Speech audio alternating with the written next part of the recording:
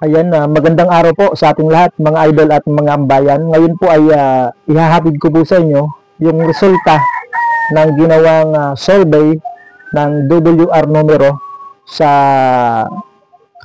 sa pagka-presidente sa Presidential Election 2028. Ayan, ito po yung resulta ng ginawang survey ng WR numero. Pre-election preferences for the 2028 presidential elections. Ayan, ilalagay po natin sa screen para masundan po ninyo yung akin pong binabasa. Ito po yung kanilang tanong sa kanilang ginawang face-to-face interview or survey, mga bayan. Ito po yung tanong. Kung ngayon ang araw ng 2028 national elections, sino sa mga sumusunod na pangalan ang iboboto mo sa pagkapangulo? So, ito po mga bayan, nangunguna itong si Vice President Sara Duterte na nakakuha po ng 33.3% mga babayan. At yung pangalawa po ay itong si Senator Rapi Tulfo na mayroon pong 13.4% mga bayan. At yung pangatlo, itong taga Bicol, si former Vice President Leni Robredo. Ayan, pangatlo po siya sa mga napupusuan ng ating pong mga bayan na maging susunod na Pangulo sa 2028. 13% po yung nakuha nitong si Leni Robredo.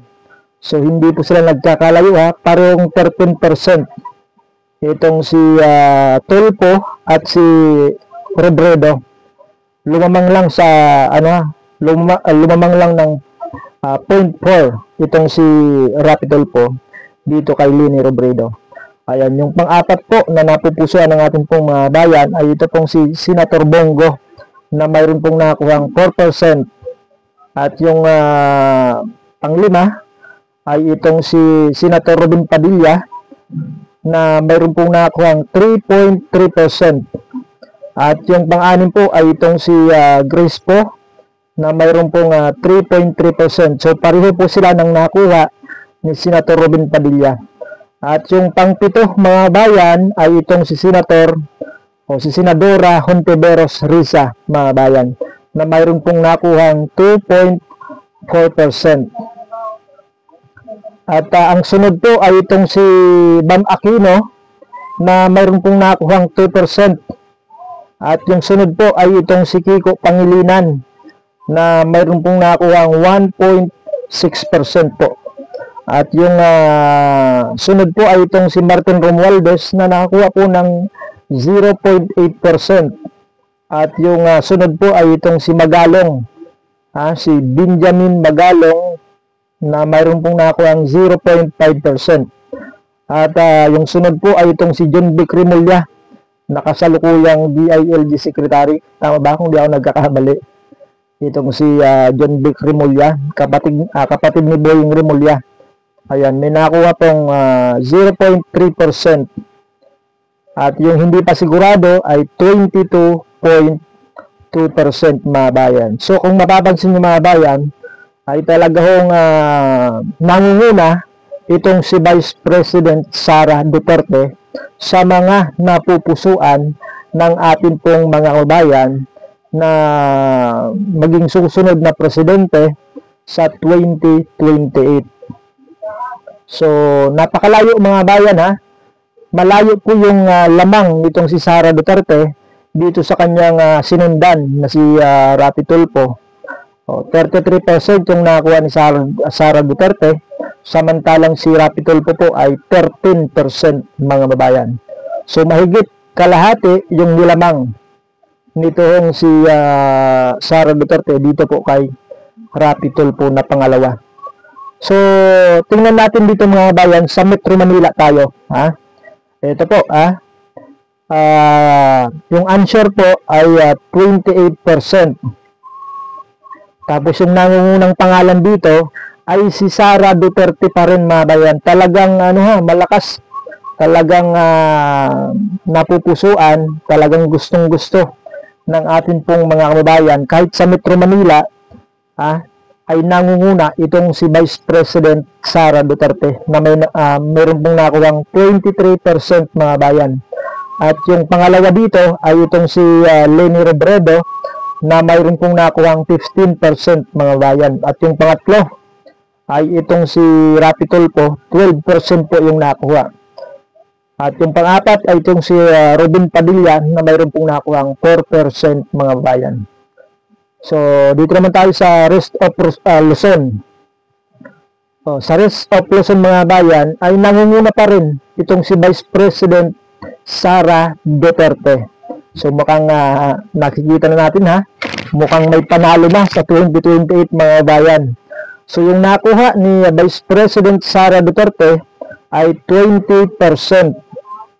At yung answer pala ay 26%, ay 25%.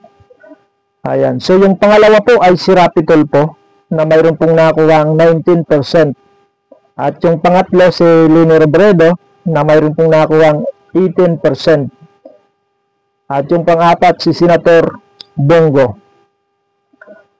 So, dito naman po sa Visayas, sa Visayas po, kung di tayo nagkakamali sa lugar ito ni Martin Romualdez. So, tingnan po natin dito sa Visayas. Ayan yung nakuha po nitong si, nangunguna pa rin si Vice President Sara Duterte. 43% po yung nakuha nitong si Sara Duterte.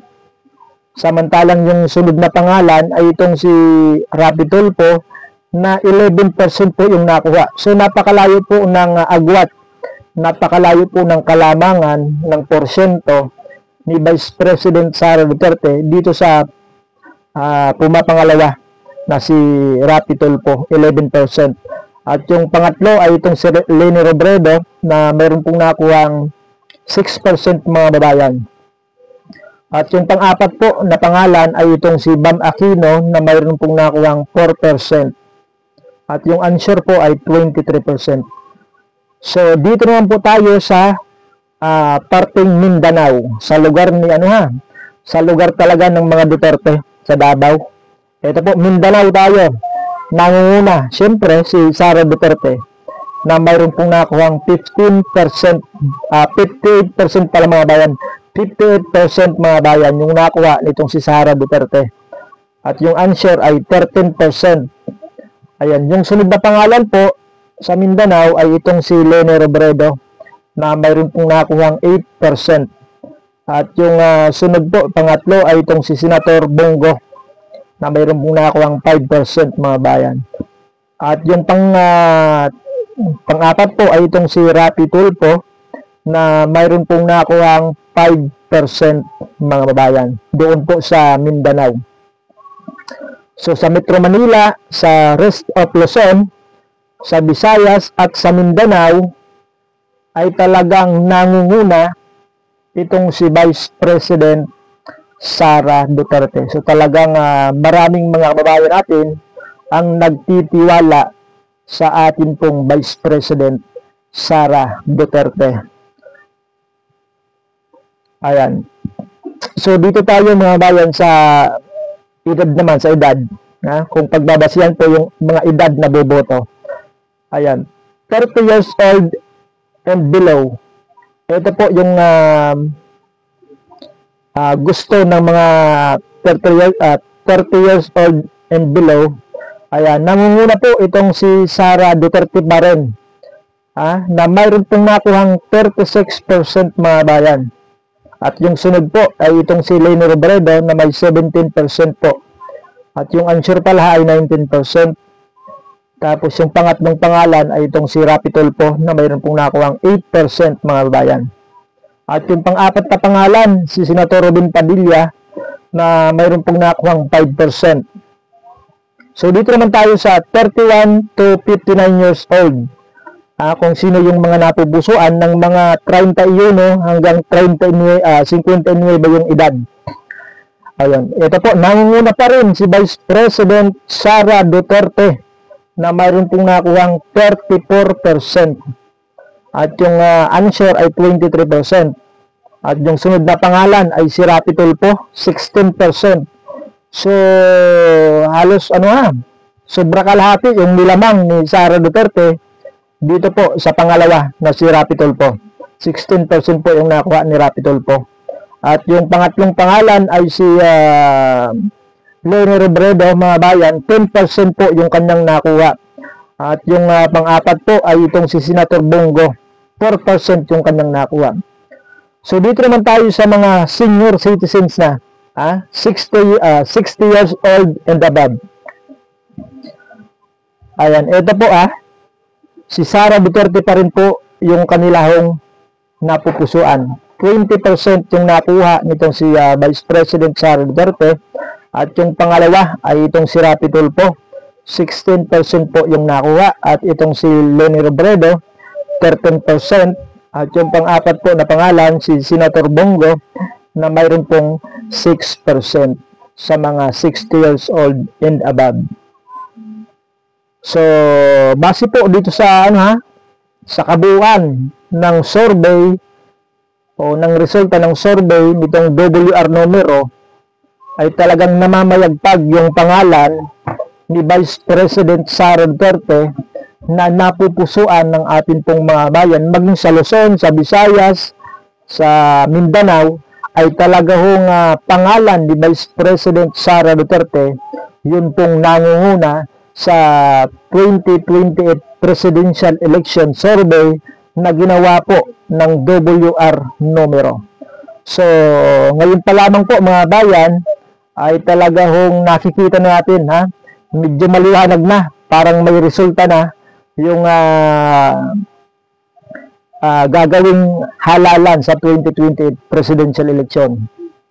Nakikita na natin na parang si Vice President Sara Duterte yung susunod na magiging Pangulo ng Republika ng Pilipinas.